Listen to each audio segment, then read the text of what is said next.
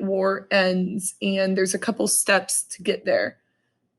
As we talked about in the last lecture, the American and some Allied troops were marching towards Berlin from the west, while American bombers started to bomb Germany. So if you look again at this map, you can see that this was the path for the Allies. If you look at this, these arrows, we are coming in through Normandy, the United States. They're going to move their way all the way up towards Berlin at the same time that the Soviet Union is moving in on Berlin from the other side. So they kind of have surrounded Germany. So when the Soviets start moving in from the east, trying to accomplish Stalin's goal of recapturing Berlin, their goal was to take Berlin by May 1st, May Day, which is a symbolic day in the Soviet Union. Again, 11 million Soviet troops are killed along the way, as well as 3 million German soldiers. At this time, Adolf Hitler was based out of a bunker underneath the Reich Chancellery building in Berlin. This bunker was bomb-proof. It had its own air recycling plant, but the complex had been built without a proper communication system. And on April 30th, Hitler gave very clear instructions to his personal assistant, Otto Gunschy, that both he and his wife, Eva's body should be burned. And after lunch on that day, on April 30th, both Hitler and Eva met in his inner circle in the anteroom where Hitler said his farewells, and Hitler committed suicide in that bunker underneath Berlin because he knew what was coming. So again, this is the Battle of Berlin, and this is the one that ends the war in Europe. Germany will formally surrender on May 8th, 1945, and that is called VE Day. So this is the Soviets putting the Soviet flag on top of the Reichstag in Berlin. And a newspaper article about the death of Hitler.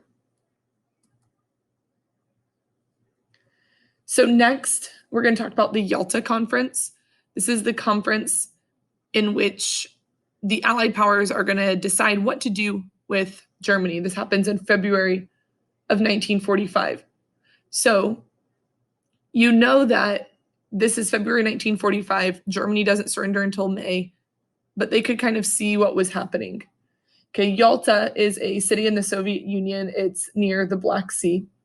So in February, months before the fall of Berlin, you have a meeting between Roosevelt right here, Roosevelt, Churchill, and Stalin.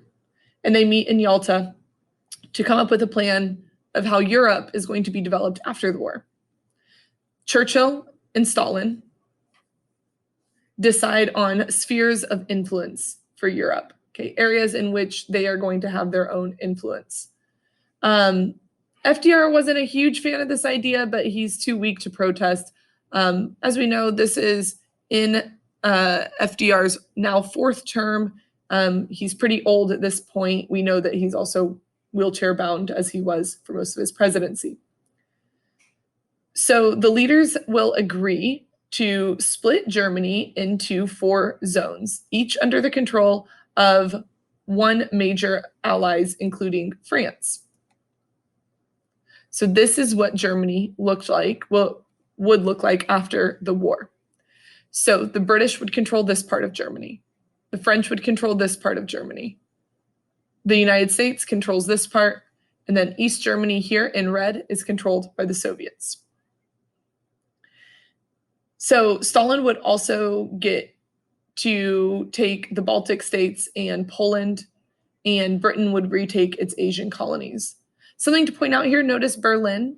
Okay, the city of Berlin was pretty modern, and Berlin also gets split the same way that Germany gets split. So if you lived in West Berlin, you lived in a democratic part of a communist-controlled region. So it was this kind of like on your own little island out here. And that's going to be important when we start talking about the Cold War. So again, they split Germany into 4 zones, and they also split Berlin into those same 4 zones. Okay, and one of the things that Stalin agreed to when they were splitting these zones is he promised to allow elections in the nations of Eastern Europe that his army had liberated, but in the end, he didn't ever allow free elections, and those countries just became satellite countries of the Soviet Union. The other thing that was decided at the Yalta Conference was that Stalin promised to enter the war against Japan when Germany was defeated. Some critics of the Yalta Conference say that Roosevelt and Churchill didn't do enough to prevent Soviet domination of half of Europe, and that Eastern Europe would be a huge issue between the Soviet Union and the West for years after the war, which it was. And lastly, Stalin agreed to the priority of the unconditional surrender of Nazi Germany. And remember that that was discussed at the Casablanca Conference. Roosevelt also obtained a commitment by Joseph Stalin to participate in the what will now be the new United Nations. So then they have to switch to the war in the Pacific. So days after Pearl Harbor, Japan started their attacks on the Philippines, circled here. General George MacArthur, he was ordered to withdraw and escape to Australia. So it wasn't going so well for the Americans. So the Philippines fall to the Japanese. MacArthur, who was stationed there, goes to Australia. But he made the promise, I shall return. This leads to something called the Bataan Death March, where 76,000 Filipinos and American prisoners were forced to march about 60 miles in the tropical heart of the Philippines without food or without water. They were beaten, they were tortured, and at least 10,000 people died on the 12-day march. Many were shot because they couldn't go on. And once they reached their destination, they were put in a prison camp where another 15,000 died. So again, this is called the Bataan Death March. Then the United States will start to fight back against the Japanese. In the spring of 1942, Lieutenant Colonel James Doolittle led a bombing raid on Tokyo. And in the Battle of the Coral Sea, Japan and the US fought for 5 days, costing both sides about half their planes. This is just a little map of all the things that were going on. So you can see the various places in which things are happening in the Pacific. I'm going to scroll back. Okay, so once they started doing a bombing raid on Tokyo, what they were trying to prevent was the Japanese attacking Australia, and that was successful. In 1942, the Japanese headed toward Midway, right here. And American forces broke the Japanese code. They knew of their plans. And it was at the Battle of Midway that the American forces crushed the Japanese. It was a turning point. The Battle of Midway was a turning point. That's what's important in the war in the Pacific. Okay, it switches to being on the side of the Allies.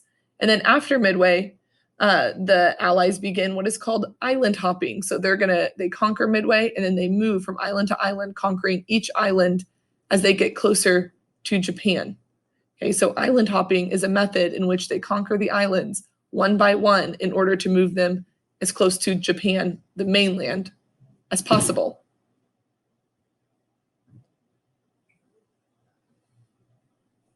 And then in March of 1945, after a month of bitter fighting and heavy losses, American Marines took the island of Iwo Jima, which is 760 miles from Tokyo.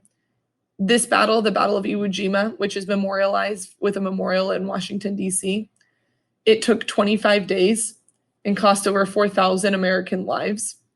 And then from there, they were able to move to the island of Okinawa, which is about 350 miles from southern Japan.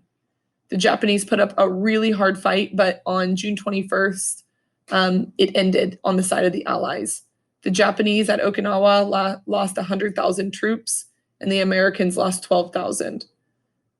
The Japanese then started suicide attacks against American naval vessels, where they would drive their planes into the naval vessels so that they could destroy the warships more effectively than with regular bombs. And these are called kamikaze attacks. And these kamikaze pilots, about 3,000, almost 4,000 kamikaze pilots died during the war in those types of attacks. So again, this was all to get closer to Japan. So again, here's the map again. So they started the Battle of Midway, and then they're going to move their way towards, they do the Battle of Iwo Jima, then the Battle of Okinawa, and then tomorrow we'll be talking about, or in the next lecture, we'll be talking about the final decision, which was the decision to bomb Hiroshima and Nagasaki.